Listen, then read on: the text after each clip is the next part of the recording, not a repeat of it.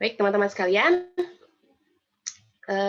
sebelum ke acara inti kita pada pagi hari ini, saya akan perkenalkan terlebih dahulu nih, moderator kita yang akan memandu materi pada kesempatan pagi hari ini. Beliau bernama Kak Bara. Aktivitasnya adalah sebagai seorang guru, motivator, dan pendongeng. Untuk itu, teman-teman, mari kita langsung sambut saja. Ini dia moderator kita pagi hari ini, Kak Bara.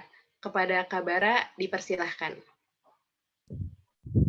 Baik, terima kasih Kak Sarah. Bismillahirrahmanirrahim. Assalamualaikum warahmatullahi wabarakatuh. Assalamualaikum warahmatullahi wabarakatuh. Alhamdulillah. Oke, terima kasih. Suara Kak Bara jelas ya, Kak Sarah ya? Jelas. Jelas ya, baik. Bismillahirrahmanirrahim. Alhamdulillahirrahmanirrahim. Wa nasta'in ala umuri dunya waddin. Wassalatu wassalamu ala asyrafil anbiya wal mursalin sayyidina Muhammadin wa ala alihi wa sahbihi ajmain, amma ba'd. Rabbi shrah li sadri wa yassir li amri wahlul 'uqdatam min lisani yafqahu qawli. Rabbi zidna 'ilman nafi'an warzuqna fahman katsiran. Baik, alhamdulillah teman-teman semua dari seluruh daerah-daerah di Indonesia, nampaknya Kak Sarah nih ya, acara seminar pranikah kali ini udah levelnya level nasional Kak Sarah. Karena tadi ada yang dari Aceh, insya Allah dari berbagai perwakilan di pulau-pulau di Indonesia insya Allah ada ya. Semoga berkah untuk Zahira Squad dan juga para panitia lainnya ya. Amin amin ya rabbal alamin. Baik, teman-teman semua, di sini mohon izin saya sebagai moderator, biasa dipanggil akrab dengan Kak Bara, mau tahu dulu nih kira-kira lebih banyak peserta laki-laki atau perempuan gitu ya. Kira-kira peserta laki-laki atau perempuan. Biasanya kalau seminar parenting itu yang hadir kebanyakan ibu-ibu. Nah, kalau seminar pranikah kira-kira ini kebanyakan laki-laki atau kebanyakan perempuan. Boleh nggak Kak Bara coba cek di kolom komentar. Jika teman-teman akhwat pesertanya, oke. Cek apakah suaranya sudah jelas belum ya Kak? Jelas Kak Bara. Jelas ya. Oke, cek kalau Tapi sekarang. Kalau sekarang. Oh, yang angin. Oke, baik. Oke, terima kasih. Oke, teman-teman semua. Tadi sepertinya sih kalau lihat dari kamera di sini kebanyakan akhwat ya. Semoga para calon ibu-ibu peradaban nantinya ketika sudah menikah ya. Memang nikah butuh persiapan, salah satunya ilmu. Dan teman-teman semua, alhamdulillah pembicara kita kali ini, baik, sudah.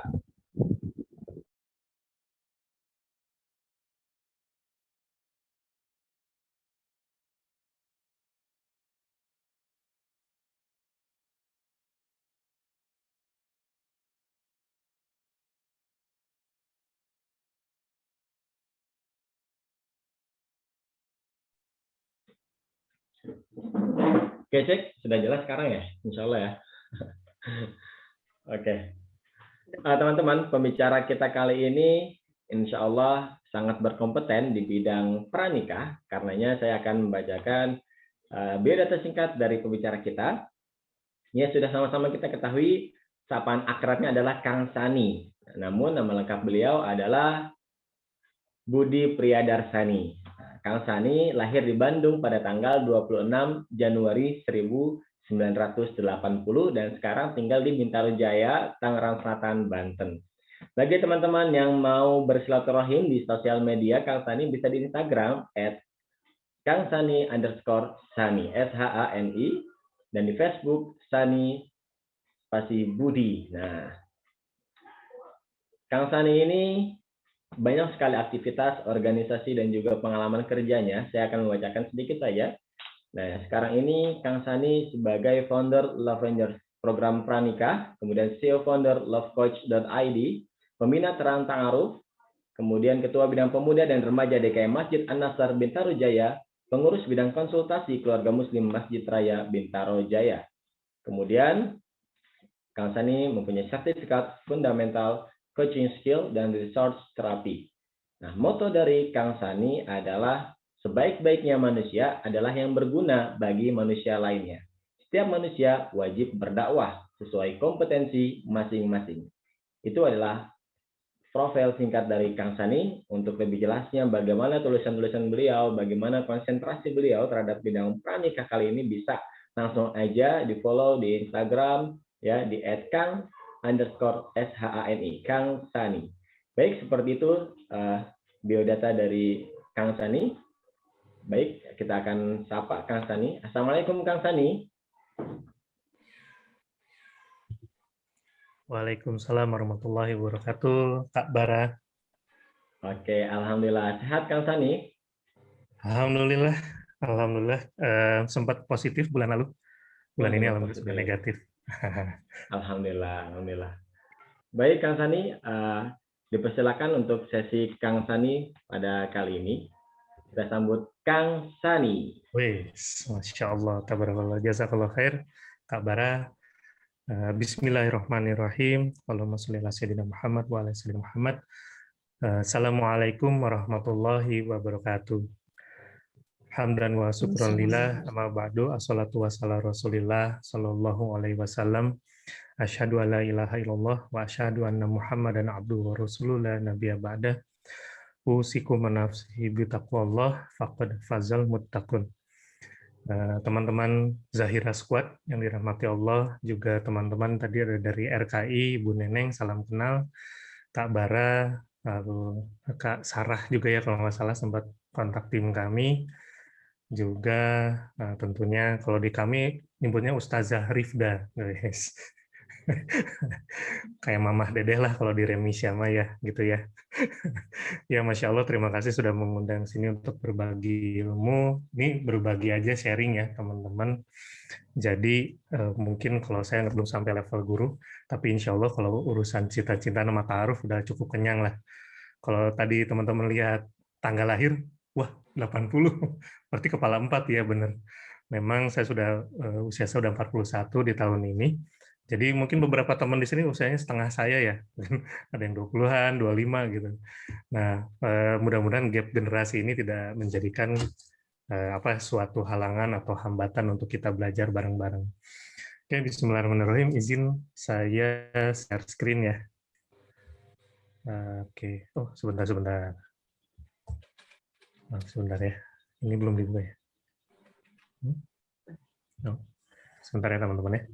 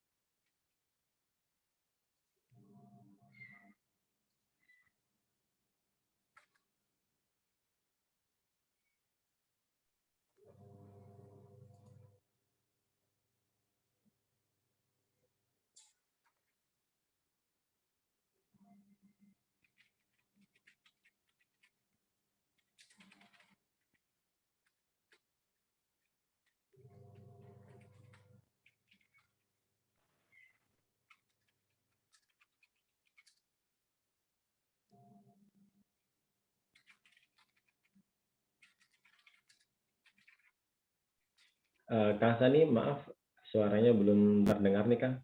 Afwan. Sekarang Nah, alhamdulillah jelas Kak. mohon maaf, ya begitulah. Kalau usia 40 nanti teman-teman harus dekat sama teknologi ya. Rifda ketawa aja, Rifda, nggak apa-apa, jangan ditahan-tahan. Ya, udah ketawa kan enak tuh.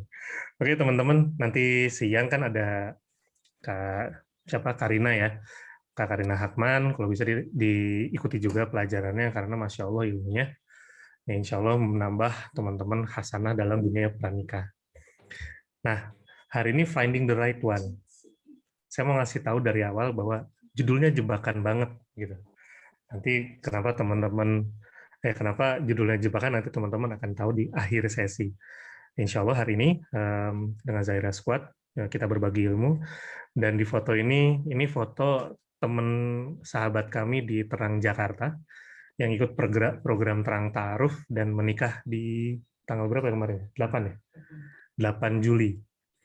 gitu, lewat proses ta'aruf tentunya selama sebentar banget sih, 3 bulan 4 bulan lah. Jadi nggak lama proses ta'arufnya. Nanti kenalan kapan-kapan ya. Nah, ini silahkan saksikan dulu teman-teman video tentang jodoh. Ustaz, bagaimana seharusnya akhlak kita supaya jodoh kita baik? Jadi kita pikir baik, ucap baik, buat baik, amal baik, Allah kasih baik.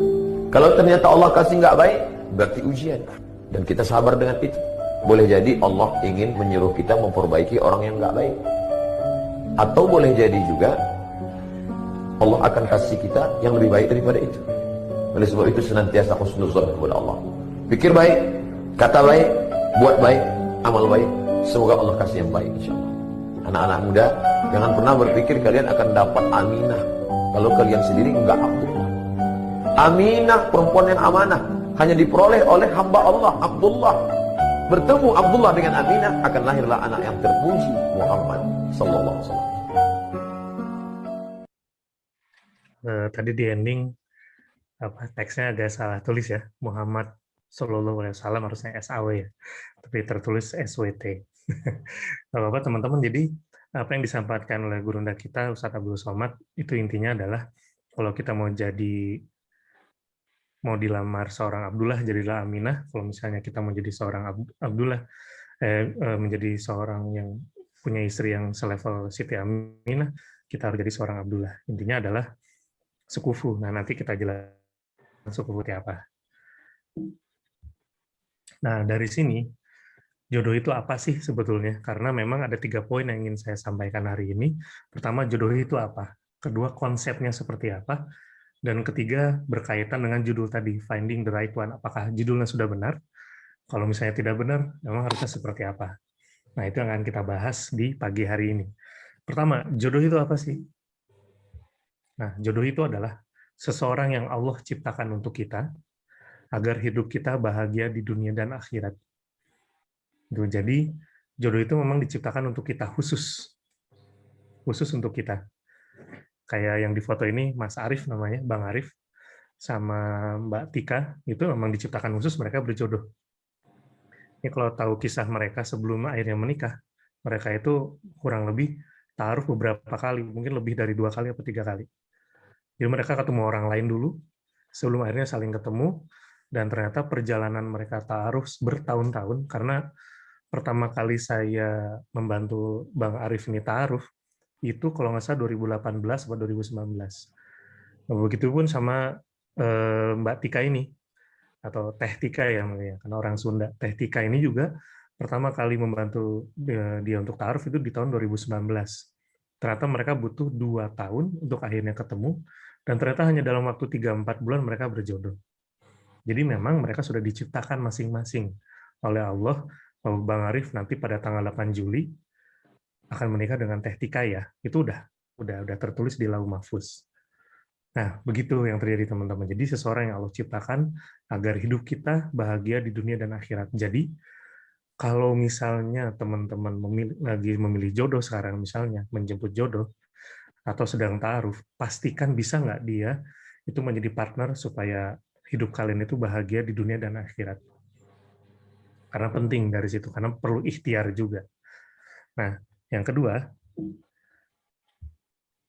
bentar ya, itu untuk memiliki keturunan tentu saja, karena memang Rasulullah SAW juga senang ketika umatnya itu punya keturunan banyak.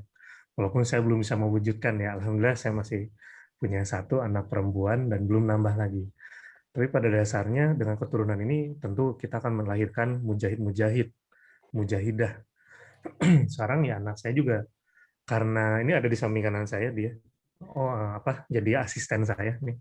Anak saya sekarang kelas 6 SD, umur mau 12 ya, bentar lagi ya. Bentar lagi umur 12 tahun, sering jadi asisten saya. Jadi kalau saya kelas offline, kelas online, itu dia yang nyiapin untuk saya nulis, nyiapin segala macam, nanti beres-beres juga. Dan dia sering juga dengerin materi. Jadi nggak heran waktu di pelajaran tentang apa ya waktu itu ya, tentang kewanitaan itu disebutnya apa? Jadi kalau perempuan sudah haid itu bagaimana gitu. Jadi ada pelajaran itu di sekolah dan belajar juga mereka untuk nanti jadi dewasa tuh bagaimana. Pertanyaan anak saya adalah waktu itu, Pak, berapa umur berapa kalau apa ya? Sorry. Pak Guru, umur berapa kita sudah boleh ta'aruf gitu kurang lebih pertanyaannya. Jadi udah mulai gurunya bilang, "Aduh, emang kamu tahu ta'aruf itu apa? Ta'aruf itu kan kenalan sebelum nikah gitu." Udah sering dengar bapaknya ngomong, akhirnya dia tahu. Dan gurunya bilang bahwa nanti, wah kalau usia pernikahan, usia sekian itu boleh kayak gitu. Dan beberapa orang juga nanya, emang nanti anaknya Kang Sani mau ta'aruf umur berapa? Ya insya Allah umur 20 udah saya ta'arufin. Bismillah gitu ya, kalau memang udah ketemu yang tepat, kita nggak keberatan dia nikah muda asal siap gitu. Jadi keturunan pun kalau kita punya mau 1, mau 5, 10 itu sama saja bahwa sebetulnya kemungkinannya 2. Dia bisa membawa kita ke surga atau malah ke neraka, nauzubillah. Jadi untuk bisa membawa ke surga bagaimanapun keturunan yang Allah kasih ini, titipan Allah ini harus dididik dengan maksimal. Yusikum nafsi bitaqwallah. Mohon maaf. Saya dan istri pun masih belajar parenting untuk bagaimana membesarkan anak, tapi minimal setiap kami dakwah, itu sebisa mungkin anak kami ikut. Waktu masa pandemi belum datang, hampir setiap kami dakwah kemana, itu hampir 70-80% anak saya ada di samping saya. Hanya entah dia mau main HP, terserah, tapi ada di situ. Nah, jadi ketika kita diberikan keturunan, dari itu alasan kita kenapa. Mohon maaf teman-teman ya. Ini saya masih asma sebetulnya, jadi terkadang begini suaranya. Tapi saya usahakan maksimal supaya suara saya masih jelas kan ya, Kak Bara ya? Masih Kak. Masih ya? Jelas. Nah, soalnya kalau misalnya nanti kurang jelas, silakan angkat tangan terus minta ulang lagi, nggak apa-apa, saya nggak keberatan ya. Terutama Ustazah Rifda ya, silakan kalau mau interupsi. Oke, keturunan. Jadi, kalaupun jodoh itu ya untuk punya keturunan, karena istri adalah ladang dan suami harus menanam di situ, dan insya Allah nanti dari ladang tersebut muncullah rumah tangga yang bahagia dan keturunan yang soleh dan soleha. Lalu yang berikutnya, jodoh ternyata adalah ujian. Nah, ini bisa ditanggapi sebagai hal yang positif atau negatif. Kalau negatif bagaimana? Saya nggak jarang ketemu orang yang ketika mentoring, ketika ikut kelas, ataupun nggak kelas, ketika kajian, itu dia ketakutan untuk menikah. Dia alasannya trauma karena ditinggal mantan, misalnya. Misalnya udah tinggal seminggu lagi, pernah ada yang kejadian. Tiba-tiba pacarnya mutusin dia, terus pernikahan batal. Atau misalnya pacaran, terus tiba-tiba mantannya mutusin, besoknya dia dilamar orang lain gitu. Itu juga ada kejadian. Jadi banyak kejadian-kejadian mah. Kalau ta'aruf, bagaimana ta'aruf juga ada kok yang tinggal waktunya sebentar lagi, misalnya 1 bulan lagi atau berapa minggu lagi, ternyata dibatalkan, itu juga ada. Jadi di metode ta'aruf pun kejadian seperti itu terjadi dan ternyata dibolehkan. Setelah dikhitbah, nah, namun ternyata ketika calon pasangannya misalnya terkena HIV, kalau corona masih nggak apa-apa ya, masih bisa sembuh. Kalau HIV agak berat. Nah, lalu misalnya pasangannya meninggal, ada juga tuh yang hari H pasangannya meninggal, atau ada juga yang hari H tiba-tiba keluarganya jadi nggak setuju. Jadi 2 jam sebelum akad nikah batal pernikahannya, gedungnya dibatalkan, itu ada. Jadi memang itu ujian banget. Tapi ujian ini kalau misalnya ditanggapi negatif, dengar cerita yang tadi yang saya, itu orang akan tidak mau nikah. Dia udahlah nggak usah nikah, ntar gue belum siap, duitnya belum ada, nggak ada laki-laki yang baik. Laki-laki itu kalau nggak pembohong, brengsek gitu misalnya. Pokoknya 2 aja itu. Nggak ada laki-laki yang baik di dunia ini. Contohnya mantan saya. Jadi semua laki-laki yang datang, karena ini memang terjadi benar. Setiap laki-laki atau perempuan yang datang dinilai sama kayak mantannya. Mantannya mau udah kemana, udah kemelaminan, dianya masih sendirian. Nah, ujian ini jadinya menakutkan bagi sebagian orang untuk masuk ke area pernikahan. Tapi ya yang dialami sama Bang Arif dan Teh Tika ini, nanti malam teman-teman cek aja di Instagram kami di Terang Ta'aruf dan Terang Jakarta. Nanti malam ada Q&A sama Bang Arif sama Teh Tika ini yang ada di foto ini. Gitu. Nanti silakan tanya-tanya mereka ta'arufnya gimana, hambatannya apa, tantangannya apa, silakan. Ujiannya banyak. Setelah nikah ujiannya ada banget. Nanti kita baru tahu istri kita ternyata kalau lagi moodnya jelek, bawelnya minta ampun. Ternyata Rifda begitu nikah baru tahu suaminya kalau ngorok kenceng banget. kalau makan banyak gitu. Ternyata suaminya tuh kalau makan banyak, Rifda suka nggak disisain gitu ya. Atau bawa ke rumah itu makannya, kalau suami bawa pulang ke rumah makanannya misalnya batagor second. Jadi batagor dimakan suami nggak habis, dibawa pulang. Nggak bisa jadi kayak gitu. Nah, semua kekurangan-kekurangan biasanya memang ketahuan setelah nikah. Dan banyak yang akhirnya, aduh saya takut nikah nanti kaget bla bla bla gimana, makanya harus belajar untuk mempersiapkan diri menghadapi pernikahan.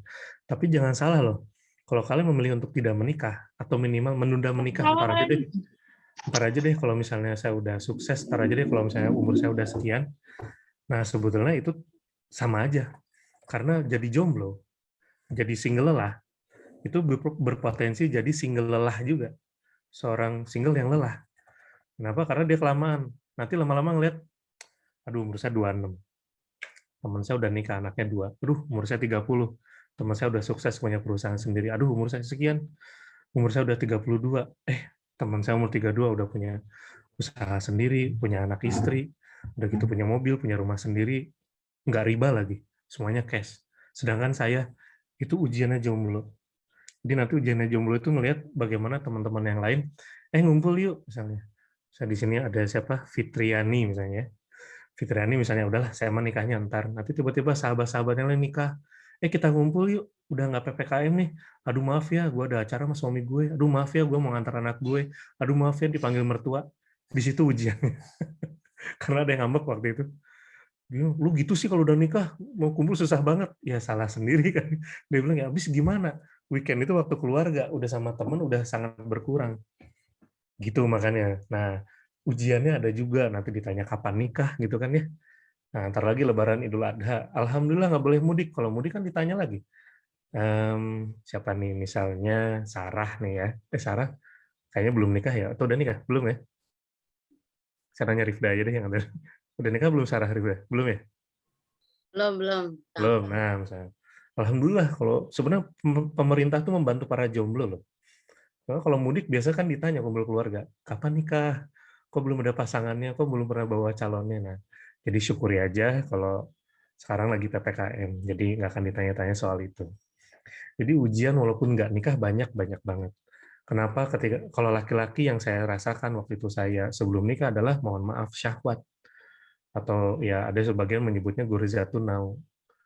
Jadi syahwat ini kalau laki-laki nggak ditahan ini bahaya. Jadi memang harus secara sunatullahnya atau fitrahnya juga memang menurut hadis Ibnu Majah memang tidak ada jalan keluar selain menikah bagi seorang laki-laki atau perempuan yang saling mencintai. Intinya begitu sih isinya. Jadi itu ujian laki-laki di situ, ujian perempuan juga sama, ditanya kapan nikah. Jadi ya nikah nggak nikah ujiannya tetap ada. Jadi jangan berpikir bahwa saya nanti aja nikahnya, menghindari ujian. Nanti suami saya aneh-aneh, istri saya macam-macam, atau mertua saya galak, sama aja. Di nikah juga ujiannya banyak. Gitu teman-teman. Oke, nah sekarang konsep jodoh apa? Nah ini izin, mudah-mudahan ini cocok sama teman-teman ya. Nanti silakan di sini karena teman-teman juga ngaji ya, tarbiyah gitu, ada liko, silakan untuk dibahas. Teman-teman bisa buka surat Asy-Syura, surat 40 ayat 11, auzubillahi minasyaitonirrajim. Fatirus samawati wal ard, ja'ala lakum min anfusikum azwajaw wa minal an'ami azwaja. Kurang lebih gitu ya. Dia pencipta langit dan bumi, dia menjadikan bagi kamu dari jenis kamu sendiri pasangan-pasangan. Jadi azwaja yang tadi ya, dari jenis binatang, ternak, berpasang-pasangan pula. Nah, lalu ada lanjutannya, teman-teman bisa, bentar ya. Surat Az-Zariyat, surat ke-51, ayat ke-49. Bismillahirrahmanirrahim.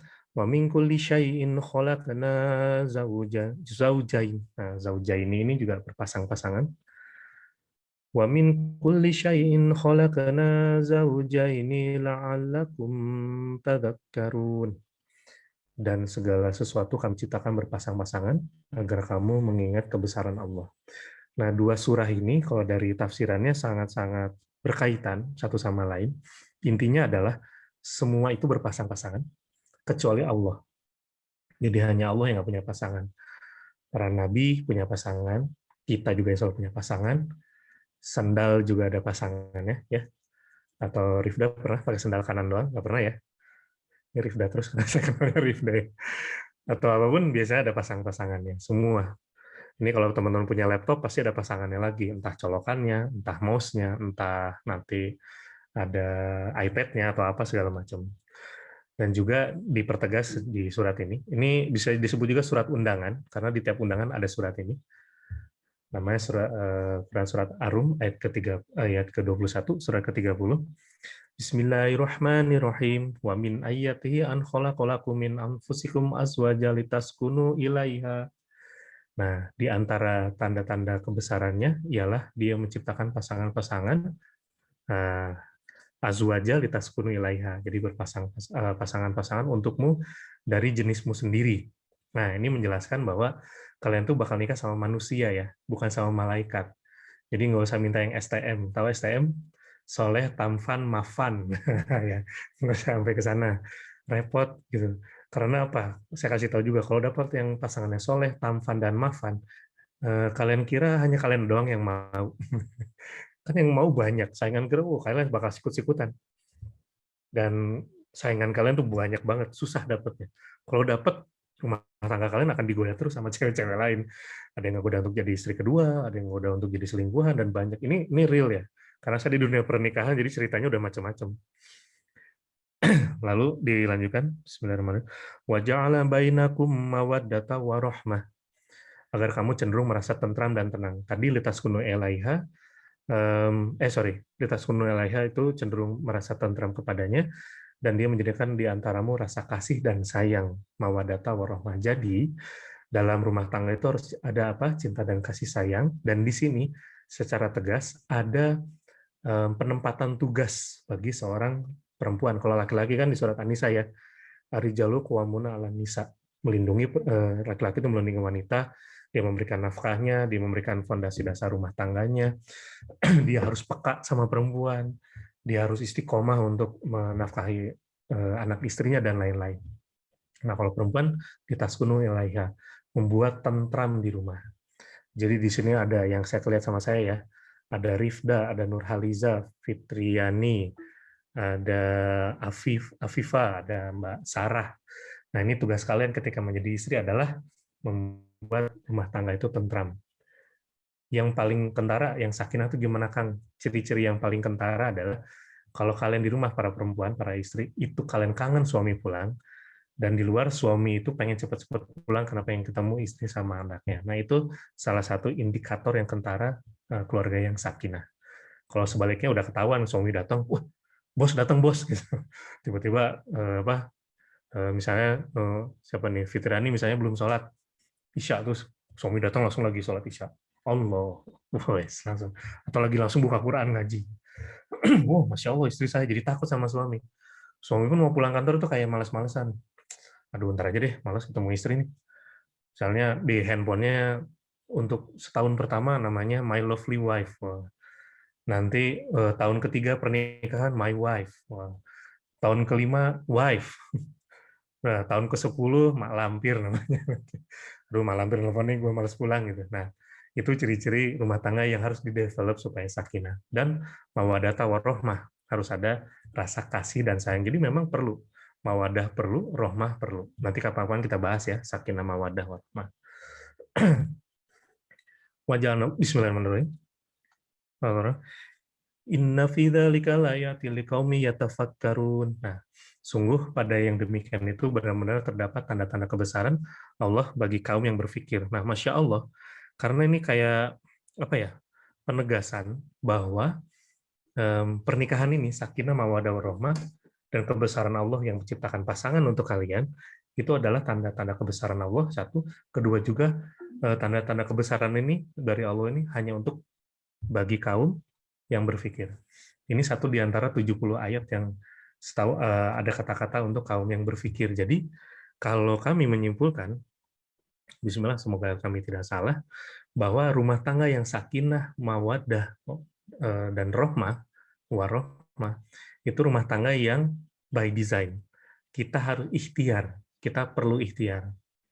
Terlepas nanti takdirnya Allah bagaimana, tapi ternyata di konsep jodoh ini, setelah kita nikah, bukan kita berhenti finish, bukan. Itu chapter yang baru, dan kalian harus mendesain, merencanakan bagaimana supaya menjadi keluarga yang sakinah, mawadah, dan rahmah. Jadi harus berpikir, makanya ada beberapa yang nikah terus merasa kalau udah nikah selesai, terus dia manas-manasin jomblo, nggak lama dia cerai. Kenapa? Karena dia tidak mendesain keluarganya. Keluarga harus didesain. Nggak terkecuali teman-teman yang sudah hijrah, sama. Ketika kita sudah hijrah, nanti apalagi udah hijrah, levelnya naik lagi. Tapi saya kasih tahu teman-teman, ketika kalian, saya kan alhamdulillah, saya nikah 2005. Nah, di sini 2005 pada usia berapa ya? Mungkin masih pada SD kali ya, umur 5 tahun, Rifda, ya, oke. Usianya 5 tahun, ada yang mungkin belum lahir malah, jangan-jangan. Begitu saya nikah ijab kabul, mungkin teman-teman belum lahir, waktu itu saya nikah umur 25, tahun 2005 tersebut, dan sampai hari ini alhamdulillah mungkin udah berapa ya, ini matematiknya mampet, 16 ya, 16 tahun. Semua ujian yang kami lewati, saya dan istri, termasuk ujian kemarin kami isolasi mandiri selama 20 hari, itu menjadi ujian apakah cinta kami itu cinta yang sebenarnya atau enggak, true love or not. Konsep jodoh yang Allah terapkan itu benar atau enggak, ternyata benar. Jadi kalau teman-teman sudah melewati berbagai ujian nanti, hidup kalian akan lebih bahagia. Ini saya kasih tahu aja. Mau nanti kondisi finansial ini lagi repot atau enggak, hidup kalian akan tetap bahagia. Mau nanti misalnya ada masalah ini, masalah itu, kalian sakit, sehat, kalian tetap akan bahagia. Gitu. Karena apa? Ujiannya sudah dilewati. Jadi jangan skip ujiannya, jangan hindari ujiannya, karena pasti ketemu kalian sama ujian. Sebagaimana matahari terbit dari timur, segitu pula masalah dalam rumah tangga udah ada. Bahkan ada salah satu ustadz itu nanya muridnya gini, begitu udah, saya lupa ya udah berapa bulan, sebulan apa seminggu nikah gitu, saya lupa.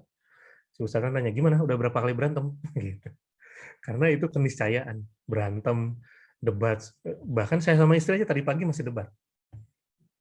Masih saya tegur, Bu, jangan gini. Karena itu keniscayaan, jadi jangan dihindari. Yang terpenting adalah bagaimana teman-teman menyelesaikannya. Gitu. Bagaimana teman-teman menyelesaikan dengan cara apa. Nah, jangan pakai cara lain selain cara Islam ya. Nah, dari 3 ayat ini, ya bismillah, semoga bisa teman-teman. Kalau tadi ada azwaja, ada zawaj, tadi saya sempat berkonsultasi dengan guru saya. Jadi azwajan itu jamak atau dari kata tunggal zauj ya. Zauj ini tafsirannya itu dari para ulama adalah dipertemukan. Jadi Allah itu mempertemukan kalian. Nah, ini udah mulai jelas ya konsep jodoh itu bagaimana. Jadi kuasa Allah itu salah satunya adalah mempertemukan seorang hamba walaupun jaraknya jauh. Saya itu sama istri long distance dari dulu. Waktu saya belum nikah sama istri, saya di Bandung, istri di Jakarta. Dulu Bintaro masih Jakarta ya. Nah, setelah nikah jauh lagi, saya di Jepang, istri di Indonesia. Tapi bagaimanapun ya kalau jodoh ya mau jauh beda negara jadi. Ya, jadi bisa jadi aja sekarang misalnya jodohnya Sarah. Atau nih, kalau Kak Bara udah nikah? Coba Rifda Sudah, boleh. Kang. Sudah ya? Menikah dan sudah punya anak juga. Masya Allah, ini mudah banget, kelihatannya kayak masih single soalnya. Nah, kalau Kak Bara ketemu jodohnya dekat rumah atau jauh dari rumah? Kampung sebelah, Kang. Kampung sebelah, nah bisa gitu bener. Kampung sebelah. Masya Allah, semoga jadi keluarga yang sakinah, mawaddah warahmah.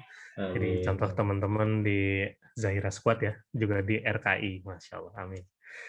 Nah gitu, ada yang di kampung sebelah, kalau saya jauh, saya beda kota. Jadi bagaimanapun, Allah itu punya kuasa mempertemukan orang walaupun kondisinya jauh.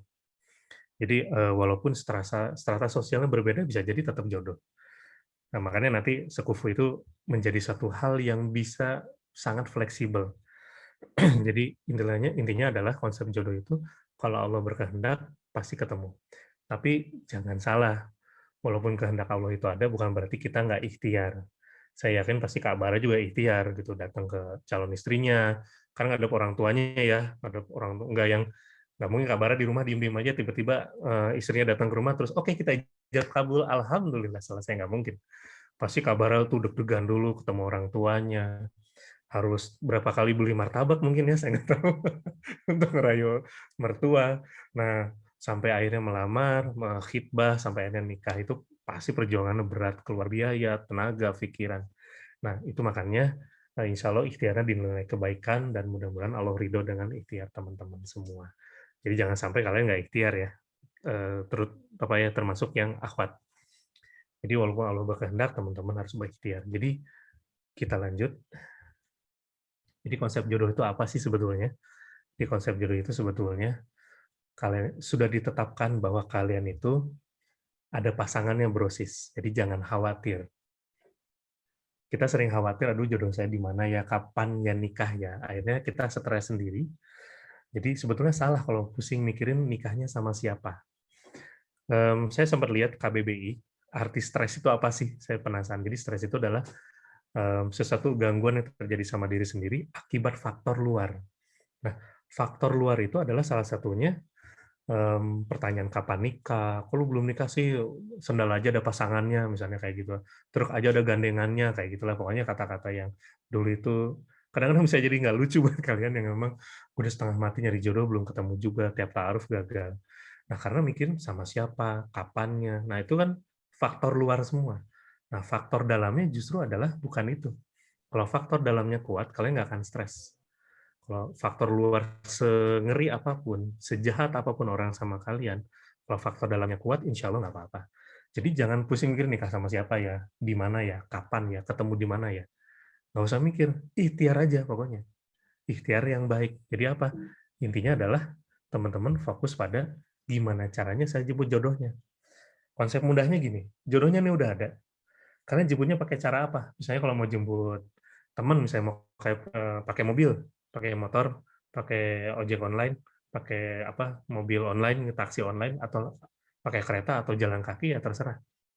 Bagaimana? Kalau itu ngejemput teman, tapi kalau jemput jodoh ada cara-caranya. Nah, makanya memang nggak heran beberapa teman-teman yang curhat, mohon maaf ya, pakai metode yang itulah pacaran kalau kita bilang.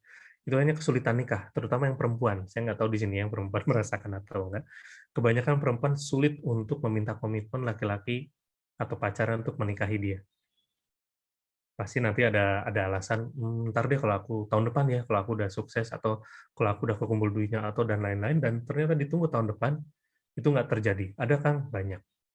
Atau sebaliknya, si laki-lakinya udah pengen nikah, terus perempuannya, aduh gue masih pengen bebas nih, ntar kalau udah nikah kan gue harus di rumah, ngurus rumah tangga, ngurus anak. Gue masih pengen bebas, pengen main sama teman-teman. Akhirnya diulur-ulur. Ngomong, orang tua saya belum setuju, padahal nggak ngomong sama orang tuanya. Orang tuanya udah oke sebetulnya. Kayaknya masih keberatan. Saya kayaknya masih ada hal-hal yang harus saya beresin. Ada karir yang harus saya kejar misalnya, atau apa. Ya, sayang banget sebetulnya ya, karena nikah adalah kebaikan, dan baiknya disegerakan. Jadi akhirnya ya karena metode pacaran yang dipakai susah untuk memegang komitmen. Kebanyakan seperti itu. Makanya nanti teman-teman harus belajar atau perlu belajar metode ta'aruf yang jelas berkomitmen. Aman, efektif, efisien, dan berkomitmen di situ.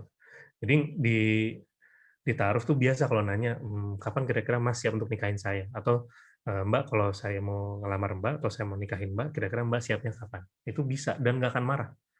Bahkan jangan nanya-nanya gitu dong, masa depan siapa yang tahu gitu. Nggak akan kayak gitu ujungnya, tapi ujungnya adalah, oh ya nanti saya coba diskusikan sama orang tua, atau saya coba istikharah dulu dan diskusi sama orang tua, dan jelas minta sama Allah dulu.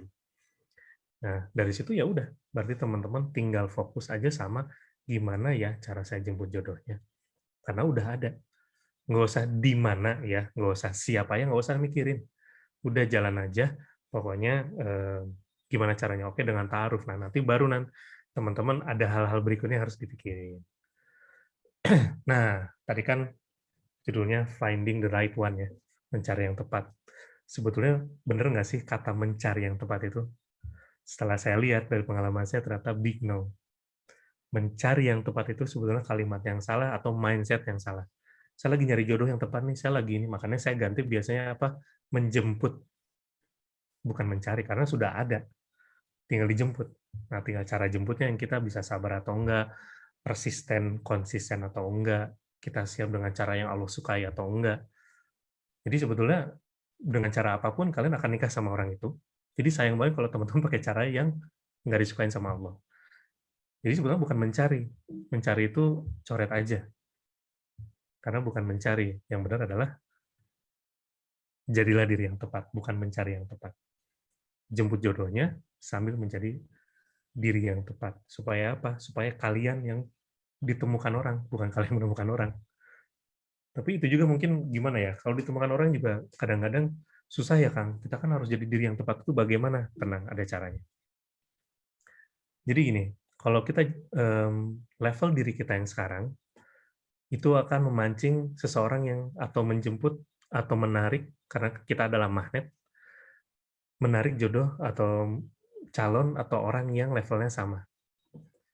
Jadi sekufu itu adalah jodoh yang datang sesuai dengan level kita saat ini. Jadi misalnya kalau Mbak Asma misalnya, ini ketuanya ya, Masya Allah. Mbak Asma misalnya, Mbak Asma udah nikah belum, sorry? Belum ya? Belum, oke, kita doakan Mbak Asma tahun ini, amin. Mumpung pandemik ya, ta'arufnya 2 bulan cukup Mbak Asma, sikat pokoknya. Nanti kabarnya yang nyariin ya. Oke, nah, jadi level kita saat ini, jadi kalau teman-teman mau tahu, saya mau cari yang sekufu, tapi level saya di mana ya sekarang? Coba lihat siapa yang mendekat sama Mbak Asma, itulah level Mbak Asma. Kalau orangnya enggak banget, berarti Mbak Asma mungkin levelnya masih enggak banget. Tapi kalau orangnya udah bagus, bismillah mungkin levelnya di level selevel sama laki-laki itu.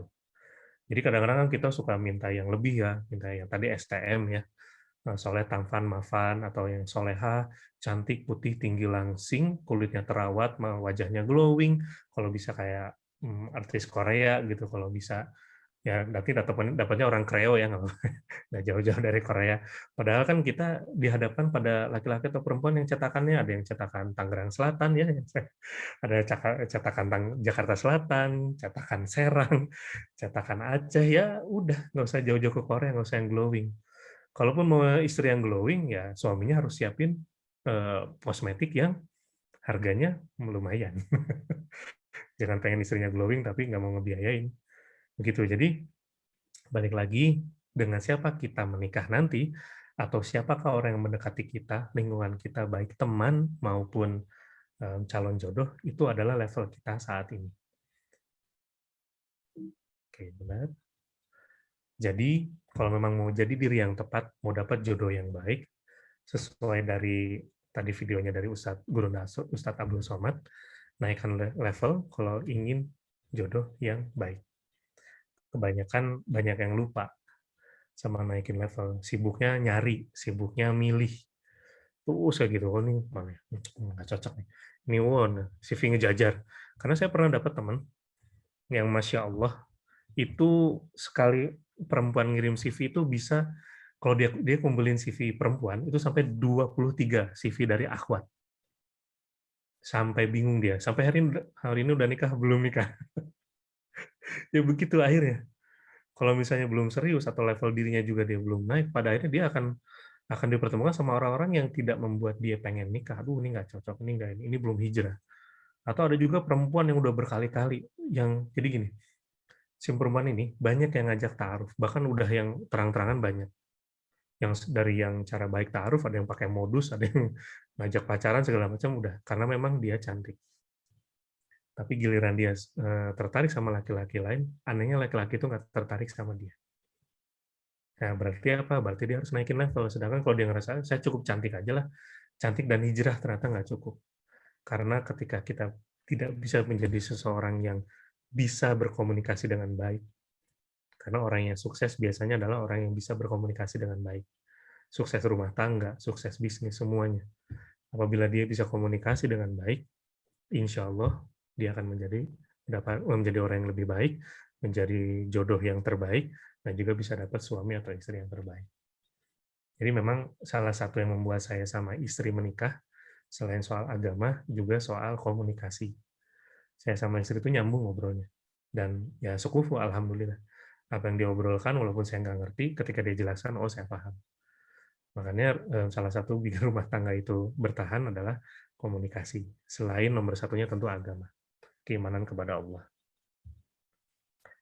Nah, persiapkan diri. Nah, persiapkan dirinya apa? Yang jelas gini teman-teman, kalau yang sekarang misalnya masih belum ta'aruf, atau sudah melakukan ta'aruf, yang belum menikah, buatlah kriteria jodoh yang jelas. Harus jelas, mau jodoh itu yang kayak gimana, harus jelas. Bahkan kami bisa mengajarkan, kalau di kelas offline kami, karena di kelas online kita agak sulit menerangkannya. Nanti insya Allah kalau sudah nggak PPKM, mudah-mudahan corona sudah berkurang, bahkan hilang, di kelas offline kami bahkan membuat materi seperti bikin avatar. Jadi nanti bisa terbayang jodoh kita tuh kayak apa ya, yang kita pingin. Tapi ternyata seiring berjalannya waktu, bisa jadi yang kita pengen, yang sama yang kita butuh itu adalah hal yang berbeda. Jadi bisa jadi Mbak Asma nanti ketemu jodoh yang nggak sesuai gambaran, tapi ternyata itu adalah yang terbaik. Bisa begitu. Atau malah ketemu yang memang benar-benar ini yang gue pingin. Gitu, bisa jadi. Nah, arahnya supaya bisa ke arah sana bagaimana? Buatlah kriteria jodoh yang jelas supaya kalian nanti ketika memilih itu jelas alasannya mau lanjut sama dia, misalnya saya mau nikah sama dia. Nah, itu memilihnya dengan kesadaran. Saya tahu kenapa Mbak Asma milih dia, karena dia laki-laki yang soleh, saya lihat dia sering ke masjid, dia aktif di call, dia juga tarbiyah, misalnya dia begini-begini, terus pekerjaannya halal, pemasukannya cukup untuk saya dinafkahi, dan lain logis. Dan selain itu juga beriman sama Allah, logis setelah iman, tapi ya. Jadi ada nanti, begitu juga misalnya teman-teman yang ikhwan di sini, misalnya, mudah-mudahan ini ikhwan benar ya, Muhammad Arifin, biasanya laki-laki ya. Nah, misalnya Mas Arifin ini mau cari istri yang kayak apa? Oh, seperti ini, yang soleha, misalnya mau penghafal Quran kah atau apa ya silakan. Mau yang istri misalnya tidak bekerja tapi di rumah, atau bekerja tapi pekerjaannya itu di rumah bisnis misalnya atau apa. Saya pengen istri misalnya dari sukunya dari Jawa, dari Sunda atau apa ya terserah. Tapi jelas clear supaya teman-teman ketika bertaruh sama mereka itu jelas ininya arah tujuannya ya. Tapi jangan lupa, sering-sering berkaca juga. Jadi kalau kita udah menulis kriteria jodoh, berkaca sama diri kita sendiri. Berkacanya apa? Sudahkah saya sendiri memenuhi level kriteria itu? Jadi misalnya kita pengen suami yang soleh, kitanya udah soleh belum? Saya pengen istri yang sabar, kitanya udah sabar belum? Saya ingin seorang suami yang wawasannya luas. Coba dicek wawasan kita luas atau enggak. Saya pengen suami yang bisa jadi imam, baik imam rumah tangga maupun jadi imam sholat. Jadi bukan suami yang imamnya silent, jadi spesialis zuhur sama ashar misalnya. Kalau maghrib, subuh, sama isya dia lari, jadi makmum gitu. Ya, coba dicek, udah bisa nggak belum jadi makmum yang baik. Dalam sholat misalnya, minimal gerakan sholatnya nggak nyusul sujudnya suami gitu. Suami bilang, Allahu Akbar, sujudnya udah duluan. Gerakan tetap aja selesainya bareng-bareng misalnya. Gitu. Udah bisa belum jadi makmum yang baik. Misalnya disuruh suami begini, begini, begini. Udah bisa belum jadi ibu yang baik. Sudah bisa belum jadi istri yang baik. Makmum yang baik ya, udah bisa belum jadi supporting sistemnya suami yang baik. Gitu. Kalau pengen suami yang pinter baca Quran, bisa ngaji, bisa jadi imam, kitanya gimana? Jangan sampai nanti tiap anak mau ngaji, dilempar gitu. Nah, bapak aja deh yang ini, atau lempar istri, bu aja yang ini, bapak mah nggak bisa ngaji gitu. Nggak boleh gitu ya. Harus belajar mengaji, bagaimanapun itu jadi hal yang sangat fundamental. Sedikit cerita. Salah satu kriteria waktu adik ipar saya milih suami, itu adalah bisa ngaji. Jadi pada saat ta'aruf, dites ngaji. Waktu itu kami minta baca surat Ar-Rahman. Walaupun memang masih ada salah-salah, tapi saya merasakan ada effort. Begitupun dari adik ipar saya juga, beberapa bacaan harus diperbaiki. Tapi mereka effort, mereka belajar. Yang pada akhirnya setelah mereka menikah, alhamdulillah, dan sekarang sedang hamil. Nah, sekarang si suaminya ini, alhamdulillah, misalnya kita sholat berjamaah di rumah, karena lagi PPKM, waktu itu PSBB juga, itu si suaminya udah bisa jadi imam, dan juga sudah bisa minimal, kalau nggak jadi imam, dia bisa baca doa. Jadi setelah sholat berjamaah, dia yang baca doa sampai selesai. Dia baca zikir. Nah, gitu. Jadi, kriteria yang diinginkan, itu tetap harus di-upgrade. Mengajinya belum lancar, di challenge. Kalau di Terang Jakarta ada teman-teman program, di sini mungkin ada yang ikut ya, program charging namanya. Kalau akhwat jam 2:30 atau jam 3 pagi, ikhwannya pada subuh. Nah, kalau ngerasa belum lancar baca Quran, boleh di situ belajar teman-teman, setidaknya mendengar bacaan, mengikuti bacaan, supaya teman-teman lancar mengaji. Nah, jadi berkaca. Nah, lalu kejar level yang memang kalian inginkan. Kalian tuh pengen level jodoh seperti apa? Nah, kejar kalian sampai level itu. Karena bagaimanapun ya ketika saya menikah ya saya belum hijrah.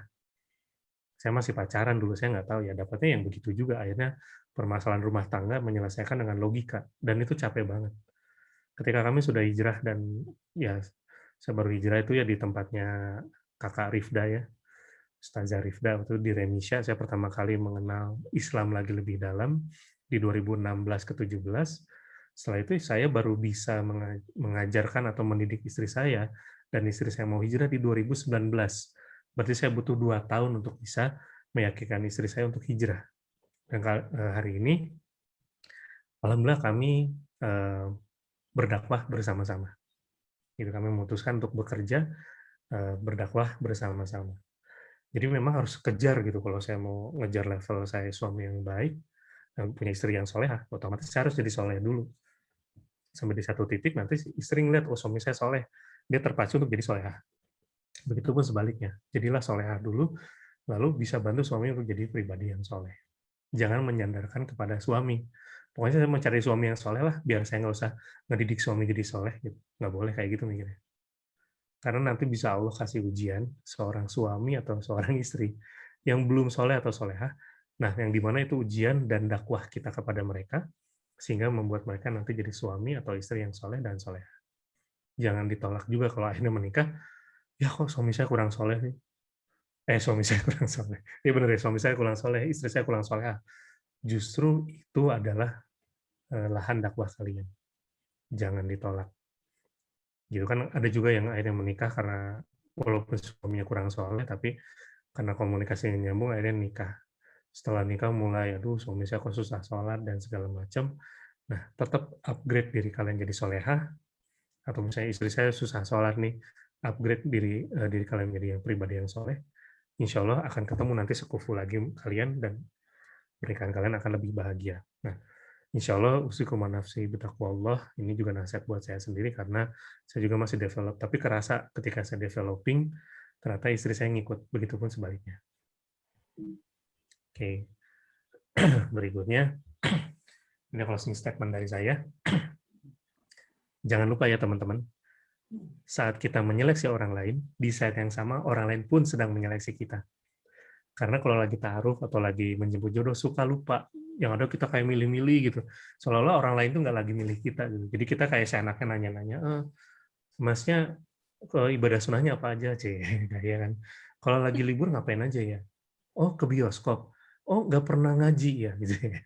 Nggak pernah ikut kajian ya. Masya Allah, sayang banget ya mas ya waktu dipakai hal-hal yang nggak berguna misalnya gitu. Padahal si laki-lakinya belum cerita. Selain ke bioskop, saya juga ngaji hari Minggu, saya ngeliko sama Ustadz siapa gitu. Tapi belum dijawab, udah dipotong duluan. Seolah-olah tuh kita lagi nyeleksi dia, kita lagi interview dia, kita lagi ngelihat, ini orang cocok buat saya atau enggak ya? Dia bisa bikin saya bahagia atau enggak ya? Kayak gitu. Sepertinya ini kayak di sinetron ya. Kalau sinetron kan dalam hati ngomongnya ya. Jadi kalian aktingnya tinggal gini doang gitu. Sepertinya sih kalau logat dia, ini enggak cocok jadi suami saya. Ini cocoknya jadi tukang ngebon saya aja misalnya. Ini istri jilbabnya doang panjang. Kelihatannya sih akhlaknya nggak baik. Lihat aja, dari tadi saya ngomong dia main HP. Gitu. Capek kalian kayak gitu. Tapi kalau kalian berpikir bahwa ketika kalian sedang ta'aruf dan sedang menyeleksi orang itu, apakah dia kompatibel sama kita, apakah dia sesuai kebutuhan kita, dia juga sedang menyeleksi kita. Jadi perilaku kita harus baik. Jangan keluarkan kata-kata yang tajam, jangan bertanya dengan muka seperti ini, misalnya. Nama saya Asma. Mas, siapa namanya? Oh, Arifin ya. Saya lihat kok Mas, dari penampilan, mohon maaf nih Mas ya, kayaknya belum hijrah deh. Kok ta'aruf pakai kaos ya? Harusnya kan pakai gamis misalnya. Atau sebaliknya Mas Arifin bilang, Mbak Asma ya. Saya lihat walaupun Mbak Asma kelihatannya sih udah hijrah, tapi kayaknya hijrahnya belum pol-pol amat ya. Saya lihat Mbak Asma tuh masih, saya lihat nggak tahu ya gimana. Saya ngeliat kayak yang kok masih pakai celana sih, misalnya gitu ya. Misalnya masih pakai celana nih misalnya. Atau Mbak Asma kayaknya, saya lihat wallpaper ininya kok masih artis Korea misalnya, wallpaper HP-nya gitu. Kok tasnya masih belum ada kata-kata hijrah misalnya atau apa. Dia menilai dari luar dan dia lupa bahwa ketika kita menyeleksi orang, dia pun menyeleksi kita. Jadi jangan keluarkan kata-kata yang tajam, bikinlah ta'aruf itu sesenang mungkin. Kasih pertanyaan-pertanyaan yang ujungnya diskusi, bukan akhirnya ujungnya adalah interview gitu. Yes or no question kayak gitu. Nah, oke teman-teman, kita Zikir, ngaji, doa, sedekah. Sejak dulu, aku selalu rajin beribadah. Tak henti aku berharap agar jodohku segera datang.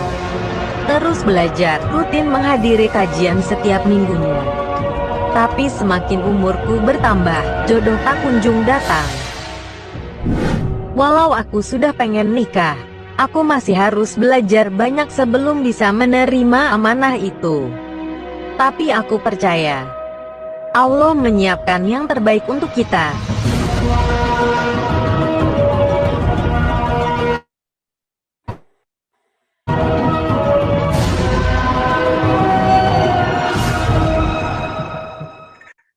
Ya, mudah-mudahan nanti Terang Taruf bisa bikin video sendiri.